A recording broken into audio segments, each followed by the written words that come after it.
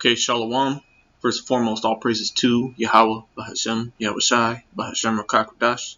Double honor to the apostles and elders of Great Millstone who teach this truth and rule well. And salutations to the elect, 144,000 scattered across four corners of the earth. Okay. All right. This is Brother Kwawai with GMS Dallas. I was looking at a book. Okay. I got this book here that I bought a couple years ago at half price books. Spirit jumped on me. I saw a passage in this book I wanted to share with the brothers. Okay, struck my interest, and I want to share with the brothers. And I won't make this video too long. I'm not gonna do a long lesson or speak too much about it. But if you bear with me, I want to show you a passage I read in this book. The book is called The Secret History of the World by Mark Booth. Actually, the full title of the book is The Secret History of the World as laid down by the secret societies. Okay, it's a good read. It's a good book. You got to pick out the bones. You know, it goes into a lot of bullshit. You know, like most books do. But it brings out a lot of truth as well. All right, and I saw a passage I wanted to share. But always remember, brothers, that any research you do, when you read books or you do research, remember to always go back to the scripts. Always go back to scriptures. Make sure you always back up what you read, with the word. Okay, and so to start out with that. Before I get into that, let me get some scriptures.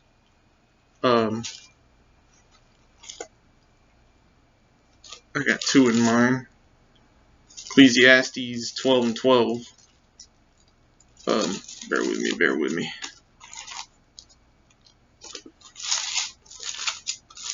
Okay, because you'll find a lot of bullshit out there, you know.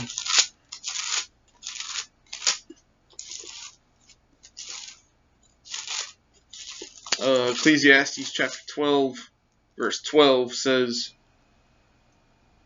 "And further by these, my son, be admonished of making many books. There is no end." Okay, so you could read books all day. You can go to the library or the bookstore, and you could read all day, man. You could learn things all day, but don't make it truth, you know. It says there is no end, and much study is weariness of the flesh. Right. So much study is weariness of the flesh. You know. Back that up. I'm gonna get Revelation chapter 2, verse 4. It says, "Nevertheless, I have somewhat against thee, because thou hast left thy first love." Okay, and that's Yahushua speaking to the to his disciples, to his elect, to his his followers. Okay, back in the day, in the ancient days, his people, Yahushua's people, left their first love, and what's that first love, man? First love is these scripts, you know? All right, this Holy Bible. Okay, so making that point, okay, remember that this Bible, that these scripts are your first love. This is the truth. This will be the truth that always sustains you. Okay, you can read many books, you can read many philosophies, etc. Okay, but if it's not backed in these scripts, then you need to realize or wake up or recognize that you might be on some bullshit, okay? And I just wanted to bring that out real quick, just as a backbone to this video, okay? Because the Spirit jumped on me. I wanted to share a passage in this book, okay? This book, okay? I was reading this book, okay, which ain't scriptures. It's, you know, there's a lot of bullshit in it, like I said. But moving forward, I just wanted to share a passage, just in this book real quick, because this showed some interesting things in it. Okay, so it says here in chapter 18, it says, try to make sure you brothers see that. It says at the end of the 12th century, other challenges to the supremacy of the church were arising. I don't think you brothers can see that. Here, I'll just read it. It says, in 1190, between 1190 and 1191, Richard the Lionheart, grandson of Guillaume of Poitiers, the first troubadour, was returning from the Third Crusade. He stopped off to visit a mountain hermit who was becoming famous for his gift of prophecy. Okay, and we know Richard the Lionheart. Richard Lionheart was a Jake. Okay, he reigned in Europe. Okay, in the time where Israelites were ruling in Europe. Okay, this was the time where Esau was had that bruised head, man. Like, you know, like it says in Revelation, had that he went into that 1,000 years of into the pit, man. All right, and Esau was taking hell in those days. Okay, roughly between 500 AD, right about the fall of the Roman Empire, to 1500 AD, the start of the Renaissance, give or take. Okay, that was Esau was in a state of hell, I guess, for lack of a better term. You know, he was suffering the plague. He was he was rolling around in the dirt and all kinds of shit, man. And Jake was ruling. Okay, and come Renaissance time, Esau calls this time period the Dark Ages. You see, he called it, okay, and he don't want to, and Esau don't want to admit that Israel, that Jake was ruling Europe between 500 and 1500 AD. Okay, that's another topic. But just to make that point, you can look that up on yourself. All right. This is in 1190, between 1190 and 1191. Richard the Lionheart. Okay, his name was Lionheart. Okay, a Jake. Okay, an Israelite, grandson of Guillaume of Poitiers. Okay, returning from the Third Crusade, he stopped off to visit a mountain hermit who was becoming famous for his gift of prophecy. The report came back with, Richard, what black tidings lie beneath the cowl? Okay, what black tidings? You see that? Let me jump down. It says, he was trying to understand the revelations of St. John, wrestling with it, as he put it, and being defeated. Then one Easter morning he awoke, a new man, having been granted a new faculty of understanding.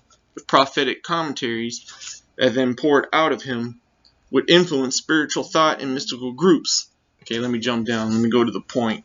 I don't want to bore you here. I just want to get the point.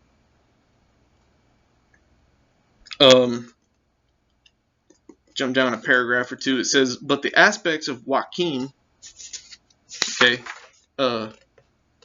Joachim is the hermit that Richard the Lionheart went to go visit. Okay. Yahweh, Yehoiakim in the Hebrew. It says, but the aspect of Joachim's teaching that really grabbed the medieval imagination was his theory of three. He argued that if the Old Testament was the age of the Father, which had called for fear and obedience, and the New Testament was the age of the Son, the age of the church and of faith, then the reality of the Trinity, okay, and this book goes into the Trinity. Okay, again, you got to pick the bones out, and we at Great Millstone don't teach the Trinity. Okay, the Trinity, the theory of the Trinity is that the Most High, His Son Yahushua, and the Holy Spirit are all the same entity, and we at Great Millstone don't teach that. Okay, they're separate. They're separate entities. Okay. Okay. It says the reality of the Trinity suggests that a third age is coming, an age of the Holy Spirit. It says, then the church will no longer be necessary because this will be an age of freedom and love, okay? And that goes into Jeremiah. Let me get a script on that.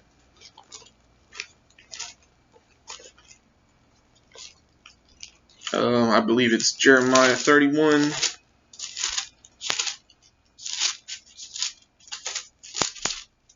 Verse 33, if I'm not mistaken. It says, this shall be the covenant that I will make with the house of Israel after those days, saith Yahweh. Okay, I will put my law in their inward parts and write it in their hearts, and will be their power, and they shall be my people. Okay, and that's talking about the Most High in those days. That is the third age to come. Most High. There's going to be a time where we don't even need this Bible. Okay, we're gonna have the law, the scripts, and the prophecies, and Yahweh Bashem Yahushua Himself in our inward parts. Okay, that goes into to spiritual power. Okay. You know what I mean? And here, let me get another script. That reminds me of Revelation 22. Bear with me. This is my whole 8. My Bible's tore up, man. 22. Let's select 21 verse 22. And it says, and I saw no temple therein, for the Lord, Yahweh Shem Yahushai, and the Lamb are the temple of it. Okay, and that's talking about the kingdom.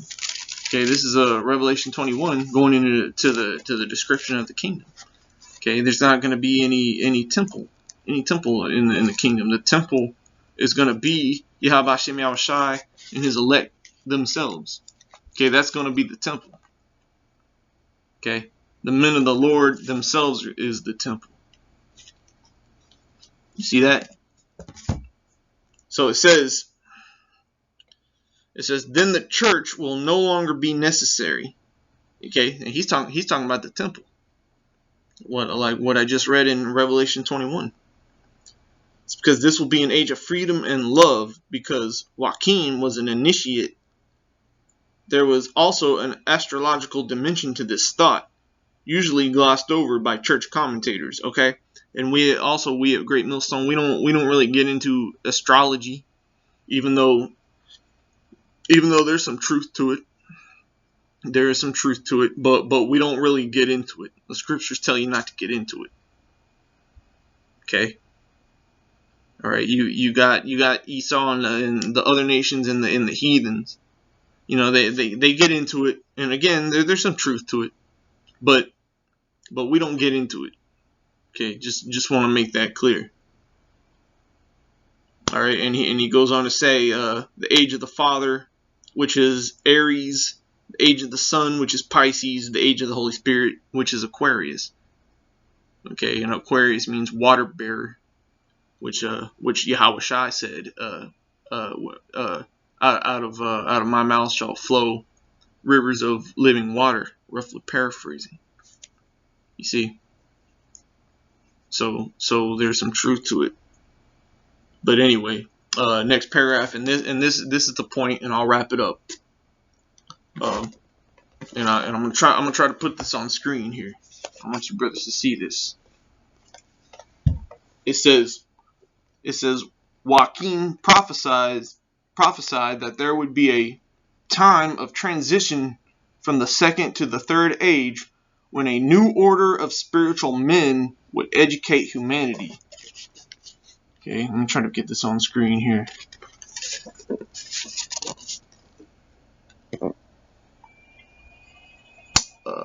It says Joachim prophesied of a new age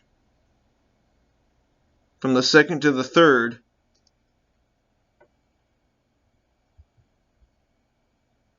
Okay, it says when a new order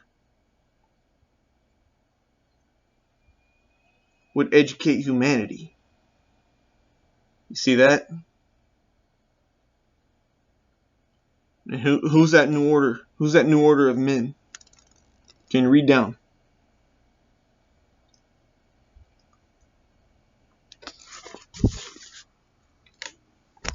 It says a second to the third age when a new order of spiritual men would educate humanity. Who's that new order of spiritual men that would educate humanity? The elect. All right, we believe that's Great Millstone, man. You see that? It says when Elijah would reappear. Okay. As prophesied in the Old Testament, man. In the Old Testament, in the book of Malachi. Okay, I'll get that. The last chapter of Malachi, or last verse.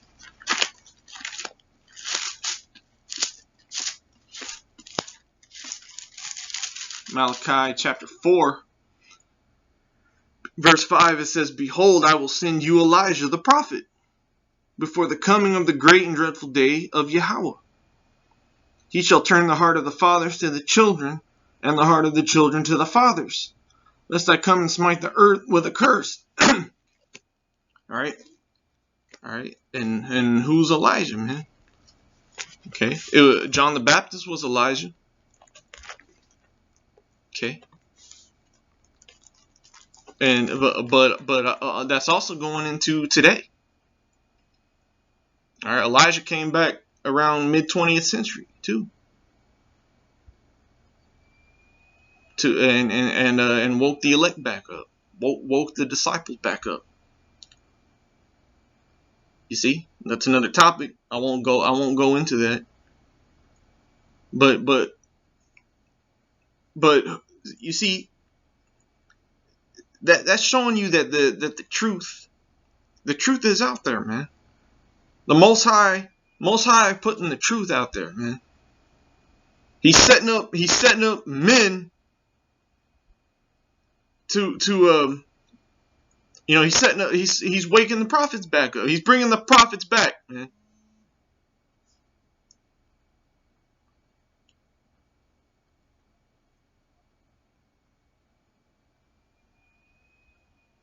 You know? But I thought that was interesting. That was, man, hey.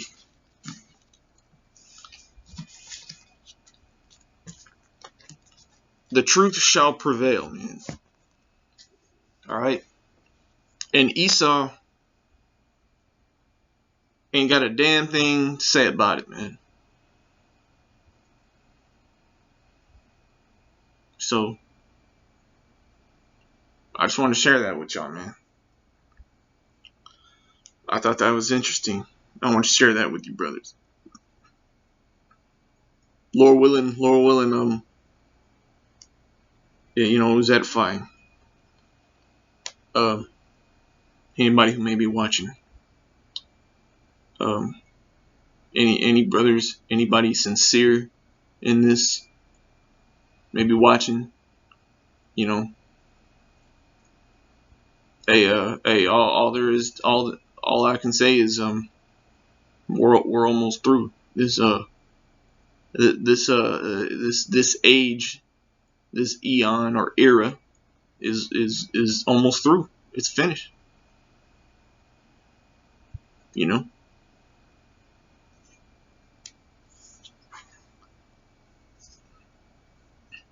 It's finished. Babylon the Great, okay, is fallen. It's fallen. It's not falling. It's not gonna fall. It's fallen. It's finished.